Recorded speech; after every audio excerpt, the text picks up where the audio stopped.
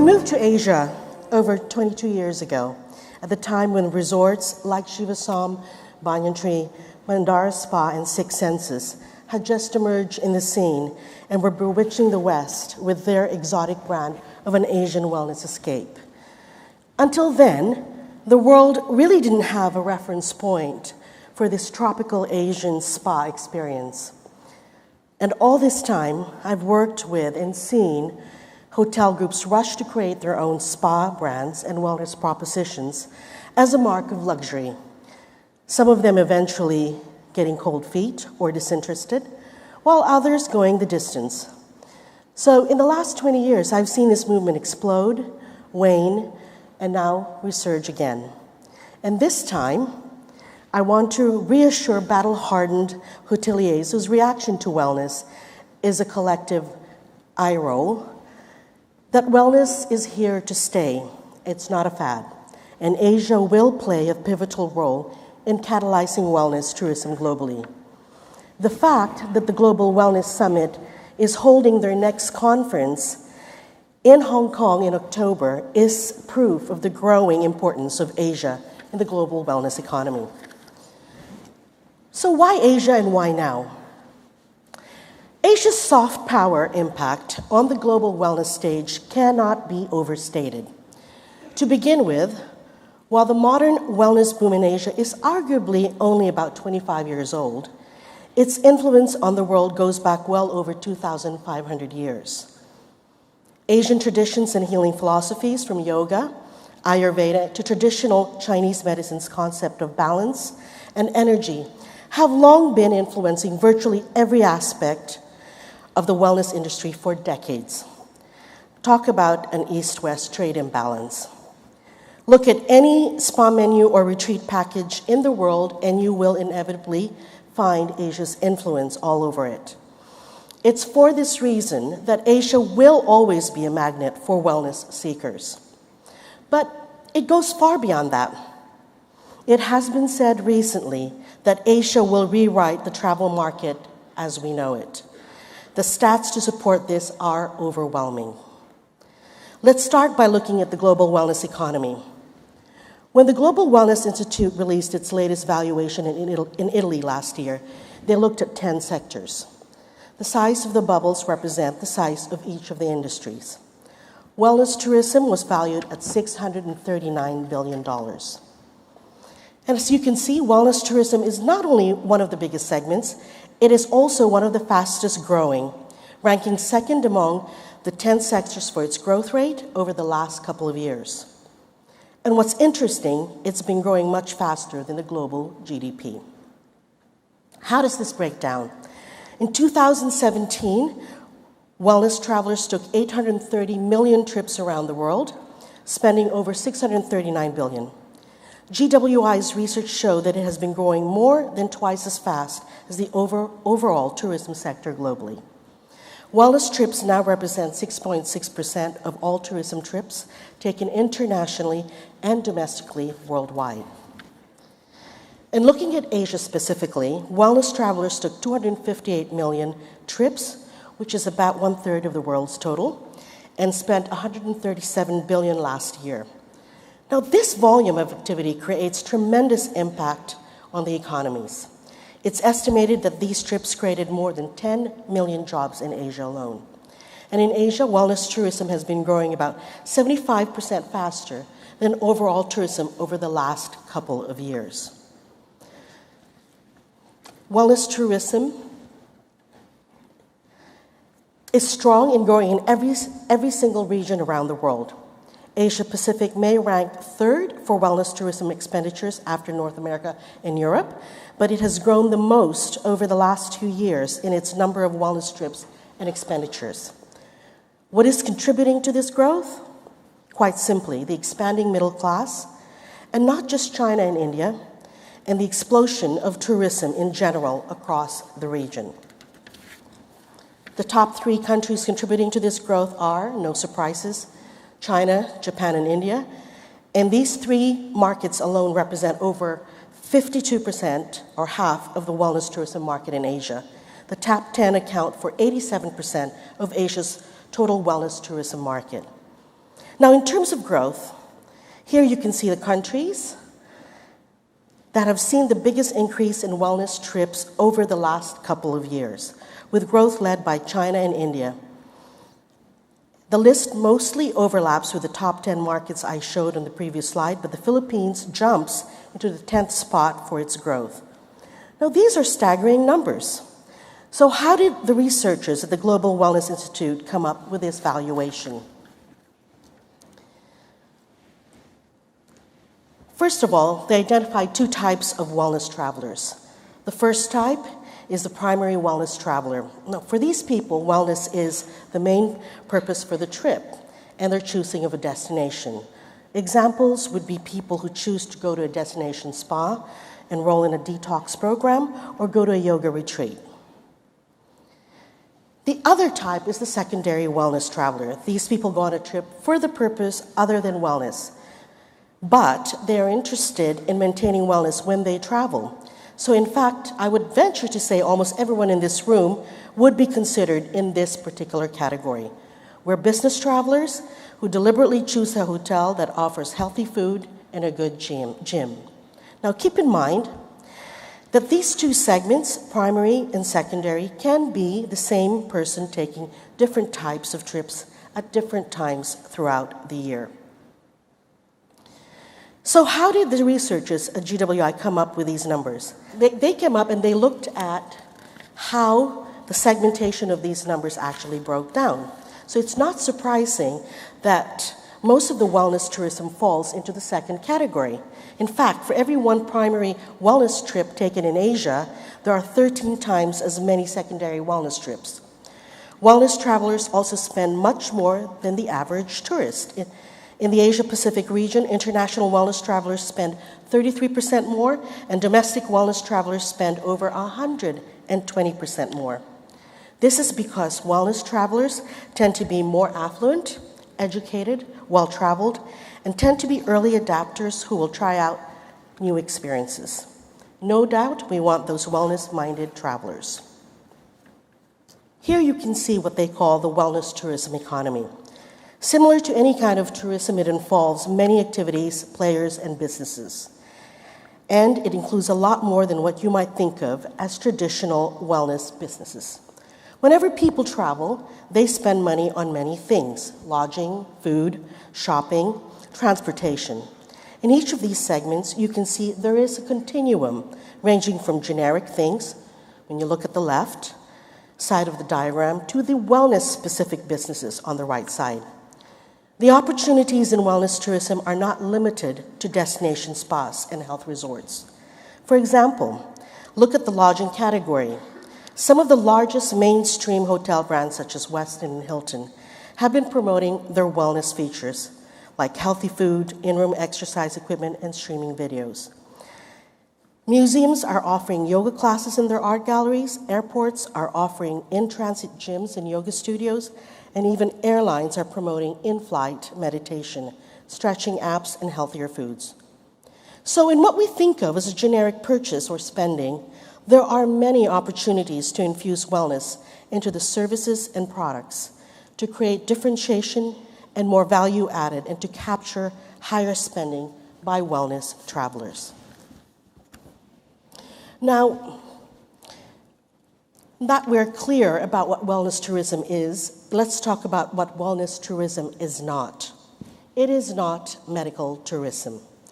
This is something that often causes confusion among customers and destinations promoting these type of packages. A good way to understand the difference is to look at our health and well-being on a continuum.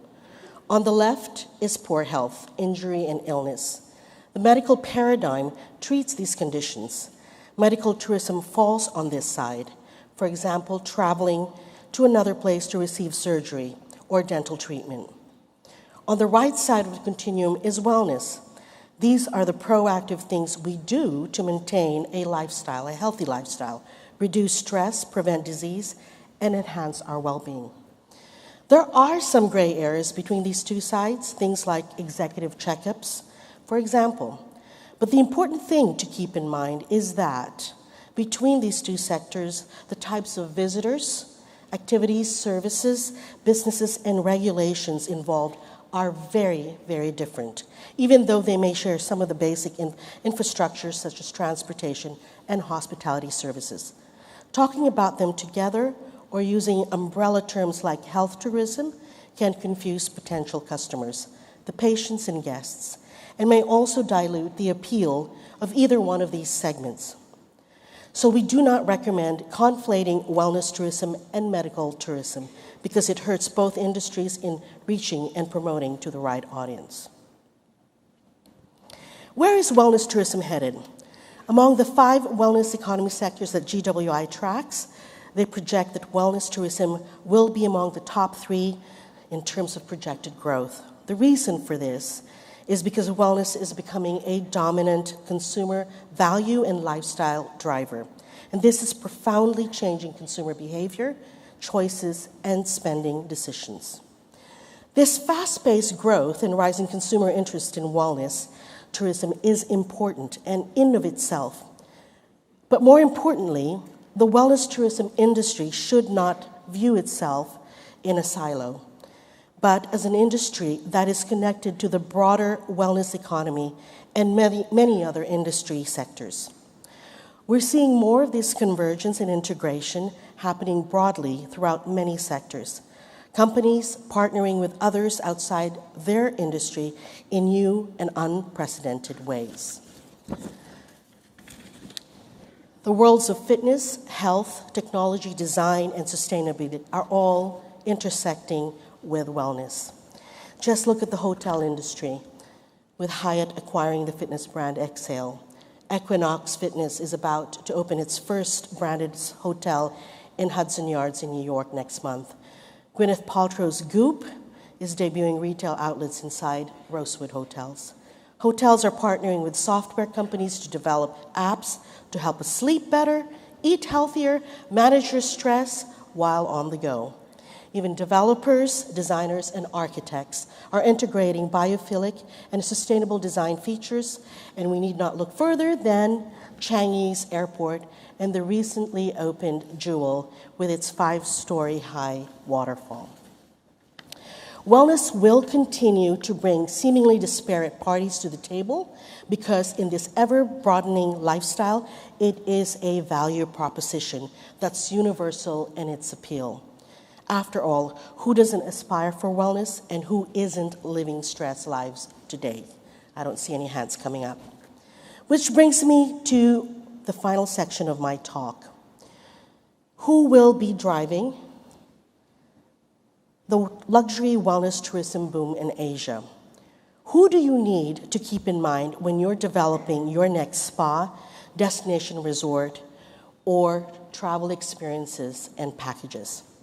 ILTM commissioned our team to identify the 3 main archetypes driving this explosive growth, and we came up with a few that we'd like to share with you. These profiles cut across demographic and psychographic lines. I can safely say, if you based your strategies on any of these market segments, you will succeed. Let's start with the first and probably the most important one.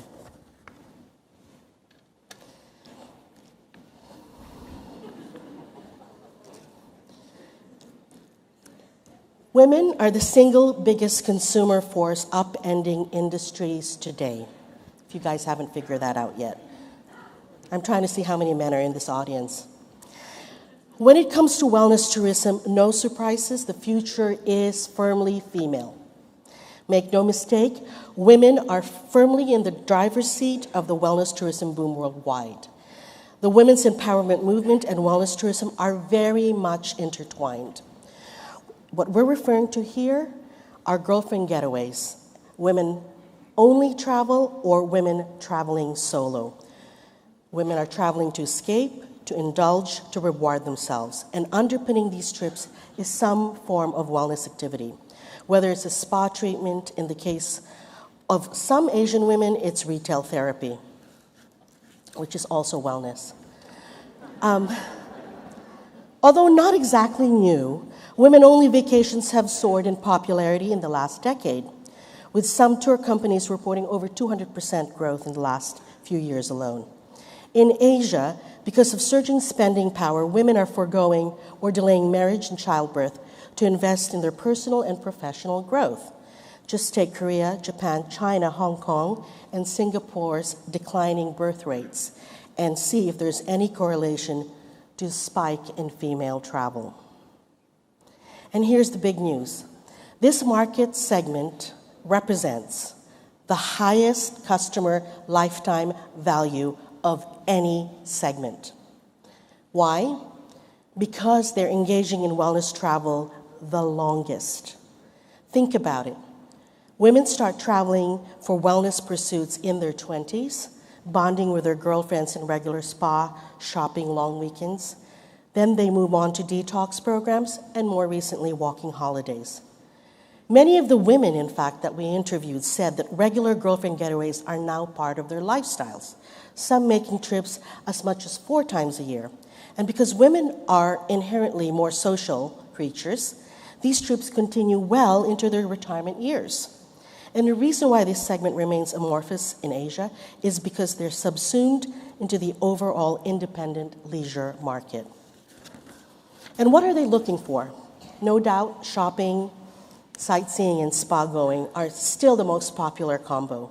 But we're seeing a demand for transformative and creative programs, a spike in walking tours and adventure travel, women challenging themselves in physical pursuits, and as a sign of the times, we're seeing female revitalization programs tackling hormonal imbalance and cellular aging, and experiences addressing mental health. Think about body, mind, and ovaries. What's also interesting about this market segment, luxury can be austere, authentic, and agnostic. Women who'll turn their nose up at anything less than 500 thread count sheets suddenly won't mind sleeping in yurts under the stars if it means following their favorite guru. Our research also revealed that there aren't a lot of women-only packages in Asia compared to the US and Europe, though tour companies and wellness resorts count this segment as a significant portion of their market. Now, it's also interesting when we talk to hoteliers, when they talk about their wellness offerings, it is often about hardware, how big their gym is, how sexy and cool their yoga programs are. It's such male talk. But nobody ever talks about CRM. How are you reaching this market, and how are you engaging and retaining this market for the duration of probably several decades? I mean, these women are sitting right in front of you right now. How are you holding on to them? So, contrary to popular belief, women may be fickle, but they can be loyal, which brings me to my next important segment.